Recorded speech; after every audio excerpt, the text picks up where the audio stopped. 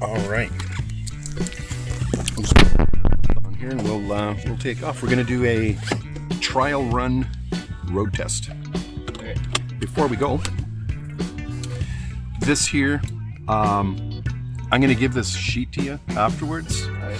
Looks pretty intimidating because it's like so full. But basically, it just breaks everything down for you, just to give you an idea of what to expect for the road test.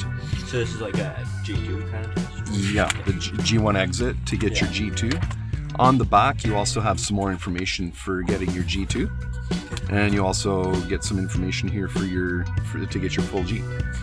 So you can study that at home. Basically, they start you with 0 points. They start you off at 0 points, and then you gain points the more mistakes you make. If you make any mistakes, it's like a demerit. So you want like a low system. Yeah, you want to keep it at par. Yeah. Basically, you're allowed to make 15 minor mistakes, like if you forget a signal or something like that, right? Just minor stuff.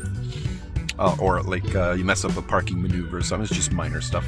You might gain a few points. But anyway, each point is worth 2 points. Yeah. I mean, each mistake is worth 2 points. Yeah.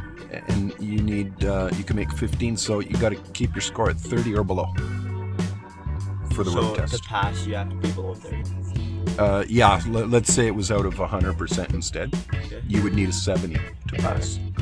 People fail not because they've made mistakes, unless they make too many, but it's usually because they've done something illegal, Yeah. like blow a stop sign or something like that. Or cut someone off or go too fast, whatever. Yeah. So that's usually why people fail. So let's take off and we'll do the trial run. Okay.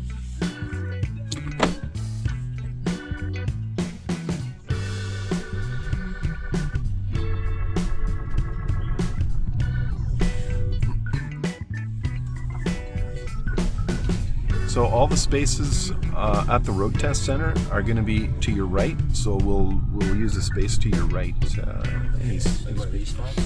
You know what? Let's go around. We'll see. Because it's better if we park between two cars. There's space over there between two cars. You want to pull it or back it? We're going to back it in.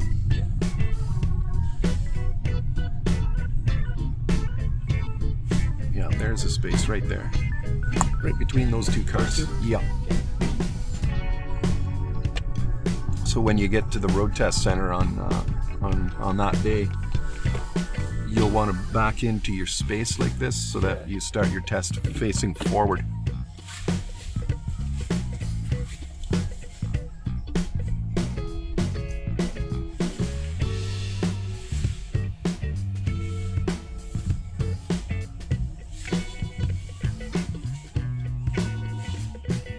Tell you've done this before. Yeah, very good. Okay. So on the day of your road test, once you park your vehicle like this, you just go inside, bring your license with you, the license plate number, the color of the car, make and model, and there's a couple of computers in there that you can access and plug in all that information. Yeah. It'll spit out a ticket like this here for you. Like G1 kind of? Yeah. Yeah. Just give you one of these tickets, and you'll have to come, as soon as you get that ticket, you just come back out to your car. And you sit in your car and wait for the examiner. Okay. You can start the vehicle before the examiner gets here. You can get everything ready to go. Make sure you put your seatbelt on before the examiner gets to your car, so you don't forget, because the nerves kind of. Yeah. A couple of people have forgotten to put their seatbelts on and started moving forward. Wouldn't be a good start. And it was an automatic fail. Yeah. Right off the bat, not even out of the space yet. So it's in the same spot as like the G1 spot? Where you wrote it? Yeah. Yeah, that's the one. Right on LaSalle, Montrose Mall. Do you know how long the test is? Have you heard anything? Well, I just know what you do. I've heard it's not like that long. Yeah, it's only like between 8 minutes and 15 minutes at the most, depending on traffic, road conditions. So like it's from my not very long. friends, they said like you go out and like then you make like a lane change. Yeah. And turn like left at the rights.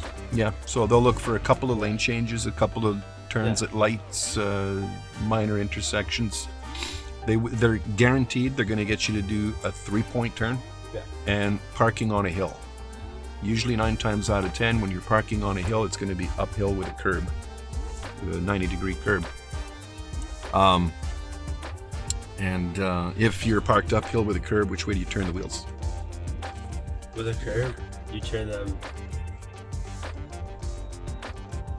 left. Yeah, all the way to the left.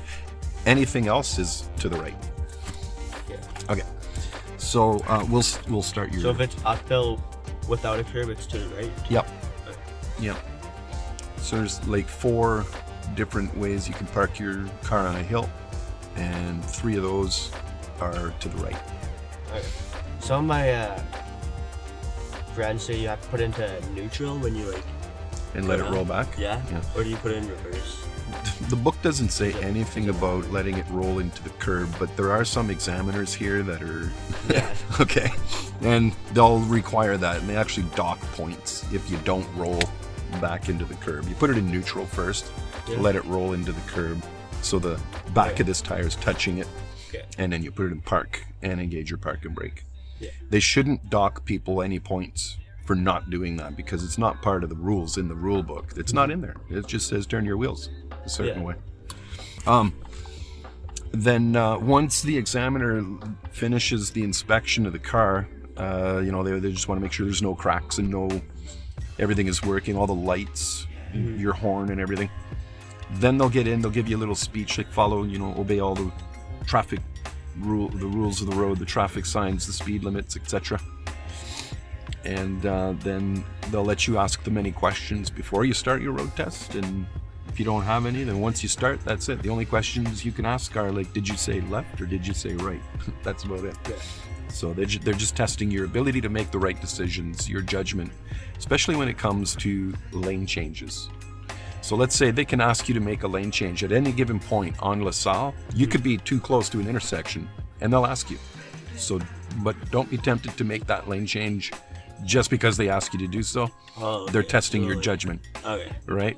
If you can't. So if you got to go through the intersection, wait and then make your lane change. Okay. Or if there's too much traffic, just don't do it. Just mention to them, well, there's too much traffic. Yeah, I can't. So I'll just reroute.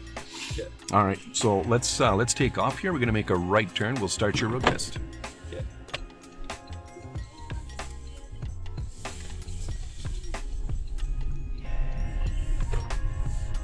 And we'll turn left here.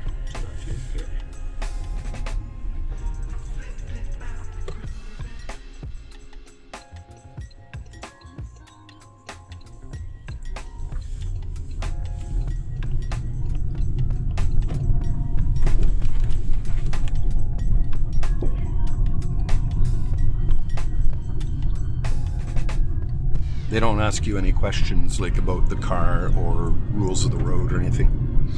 They'll just sit here quietly and watch you drive, let you drive, They don't want to distract you.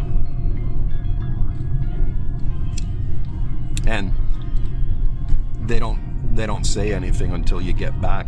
So if you made a mistake, don't say anything. Don't say, oh crap, I just made a mistake or whatever, right? And they'll be like, oh, I wasn't paying attention. Now, thank you very much. I'll write that one down. So don't say anything. And they'll let you know when you get back how you did. That's why it's a little nerve-wracking, because you don't really know, until you get back.